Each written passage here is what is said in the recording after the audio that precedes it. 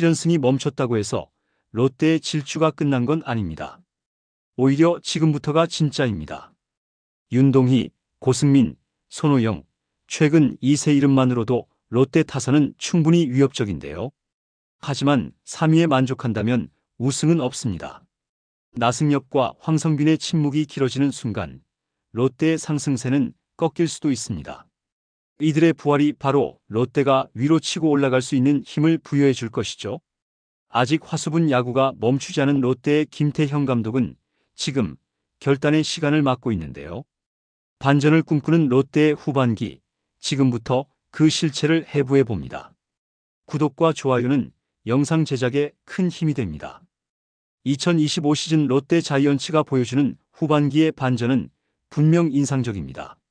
롯데는 최근 7연승 직전까지 가는 파란을 일으켰으며 타선의 중심에는 윤동희, 고승민, 손호영의 활약으로 더욱 고무적인 상황이죠. 윤동희는 7월 한 달 동안 타율 3할 6푼 7리, OPS 1.054를 기록하며 부상 공백을 메우며 롯데의 강력한 타선을 보완하고 있습니다. 컨택 능력과 함께 선구안이 향상되며 상대 투수에게 일관된 압박을 주고 있습니다. 그 뒤를 바치는 고승민은 4할 2푼 9리의 타율과 1.263의 OPS로 중장거리 타자로서 성장한 모습을 보여주고 있으며 손호영은 타율 5할 2푼 9리, OPS 1.453이라는 경이적인 수치를 기록하며 파괴력을 더했습니다. 김태형 감독도 이들이 돌아오니 타선 무게감이 확실히 달라졌다며 찬사를 보냈고 팬들은 이제는 예전 롯데가 아니다는 자신감을 되찾았죠. 이 세 명이 중심을 잡으면서 롯데 타선은 자연스레 공격의 흐름을 되찾았고 팀 전체의 분위기도 밝아졌습니다. 승리는 곧 분위기라는 말이 있는데요. 지금 롯데의 상황이 바로 그런 상황입니다. 하지만 야구는 세 명이 하는 스포츠가 아닌데요. 유강남, 레이에스, 전준우, 한태양 등이 활약하고 있지만 선발과 불펜, 그리고 추가적인 다른 요소도 맞물려야 성적으로 전환이 가능합니다. 올 시즌 롯데는 타선의 힘이 가장 우선순위입니다. 그 말은 타선이 약해지면 힘든 경기를 할 수밖에 없는 구조이죠. 분명 현재의 타선은 강하지만 불안 요소도 있는데요. 나승엽은 월간 타율 1할 3푼 8리로 극심한 부진에 빠져 있고 황성빈도 복귀 이후 타율 2할 초반에 머물며 1군 투수 공략에 애를 먹고 있습니다. 이 두 명은 원래 윤나고왕 타선의 핵심 축이었는데요. 특히 나승엽은 장타력과 수비, 주루까지 기대받는 자원이었기에 그의 슬럼프는 팀 전체의 중심이 무너지는 효과를 가져왔습니다. 김태형 감독은 시즌 초와 비교해 타격 타이밍이 완전히 달라졌다. 힘있는 스윙을 추구하는 나승엽처럼 복잡한 메커니즘을 가진 타자일수록 교정이 어렵다고 진단했습니다. 실제로 타격 시의 스윙 궤도, 임팩트 순간의 타이밍, 중심 이동 모두 어긋나 있으며 타구 질 자체도 낮아졌죠.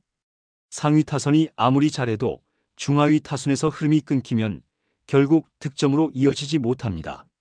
실제로 롯데는 6연승 흐름 속에서도 경기 후반에 점수를 내지 못하고 쫓기는 장면들이 자주 연출됐는데요. 이는 뒷문 문제도 있지만 공격력의 집중이 특정 타순에만 몰려있는 구조적 문제도 크죠. 또한 윤동희는 최근 부상 우려로 인해 경기 중 교체되는 등 시즌 막판 체력 부담 변수도 존재합니다. 고승민과 손호영 역시 부상 공백 후 복귀한 만큼 앞으로 컨디션 관리가 핵심이죠. 황성빈 역시 타격 슬럼프에서 완전히 벗어나지 못하고 있는데요. 물론 최근 몇 경기에서는 안타를 기록하며 페이스를 조금씩 끌어올리고 있지만 아직은 황성빈다운 플레이를 보여줬다고 말하긴 어렵습니다. 그는 본래 리드오프 역할과 더불어 강한 수비와 빠른 발, 그리고 상황 판단력이 강점인 선수입니다.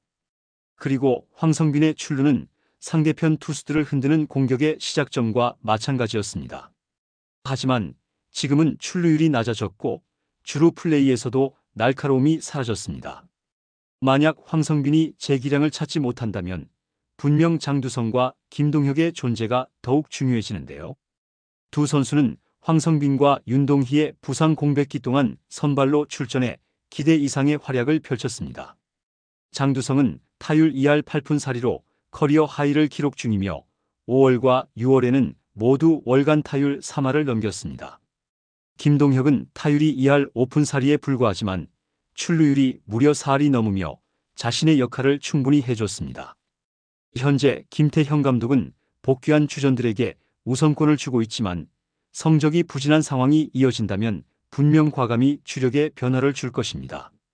팀의 분위기까지 조율을 해야 하기에 남은 시즌 김태형 감독의 선발 라인업 구성 능력과 누구에게 언제 기회를 줄 것인가에 대한 결단이 팀 성적을 좌우할 가능성이 높죠. 즉, 김태형 감독이 어떻게 로스터를 운용하고 기용의 타이밍을 잡느냐에 따라 롯데는 3위에서 머무를 수도 혹은 더 높은 곳까지 오를 수도 있다는 것인데요. 김태형 감독은 부임 이후 최적화된 타선 구성과 선수별 역할 분담을 강조해왔습니다. 그 전략은 일정 부분 성공했고 대체 선수들의 활약에 힘입어 화수분 야구까지 성공을 했습니다. 그리고 아직 롯데의 화수분 야구는 계속되고 있는데 이 과정에서 가장 중요한 것은 라인업과 경기 운영의 일관성과 타이밍이 중요합니다. 경기 후반 교체 타이밍, 대타 및 대주자 투입 시점, 상대 투수 맞춤형 오더 구성 등 디테일한 전략이 승부를 가르는 후반기에 돌입했기 때문이죠. 실제로 최근 몇 경기에서는 후반 투입된 대주자 활용 실패, 대타 기용 타이밍 지연 등이 패배로 이어진 경우가 있었습니다. 롯데가 정규 시즌 상위권 싸움에서 우위를 점하기 위해서는 이러한 미세한 운영의 정교함이 절실합니다. 윤나 고항손뿐만 아니라 베레랑들과 대체 자원들까지 유기적인 시너지를 보여줘야 합니다. 최근 유강남과 한태양이 좋은 퍼포먼스를 보여줬습니다. 유강남은 경험과 리더십으로 팀을 단단히 묶고 있으며 한태양은 기습적인 장타력과 유연한 배팅 센스를 통해 하위 타순에서 결정적인 역할을 하고 있습니다. 김태형 감독은 시즌 내내 선수에게 믿음을 주되 팀 전체를 위해 냉정해야 한다고 말해왔습니다. 이제 그 말의 실천이 필요한 시점입니다. 윤동희, 고승민, 손호영이 만들어가는 타선 흐름은 분명 고무적이지만 전체 밸런스와 역할 분배, 그리고 적재적소의 기용이 따라붙지 않는다면 그 질주는 일시적 반짝임에 그칠 가능성이 높습니다. 그렇기에 롯데 팬들은 지금 이 순간 김태형 감독의 다음 선택을 주목하고 있습니다. 남은 시즌 롯데의 순위는 단순히 선수들의 컨디션만으로 결정되지 않는데요. 결국은 감독의 선택과 실행이 만들어내는 경기 흐름의 총합입니다. 지금 롯데는 충분히 더 올라갈 수 있습니다. 단 결정의 타이밍이 틀리지 않는다면 우승까지 노려볼 수 있습니다. 윤나 고항손과 베테랑의 활약, 그리고 대체 선수들의 화수분 야구까지 이 모든 조각은 김태형 감독이 어떻게 운용하느냐에 달려 있는데요. 이제 롯데는 판을 흔들 시간입니다. 여러분은 어떻게 생각을 하시나요? 댓글 많이 써주시고 구독과 좋아요 꼭 눌러주세요. 시청해주셔서 감사합니다.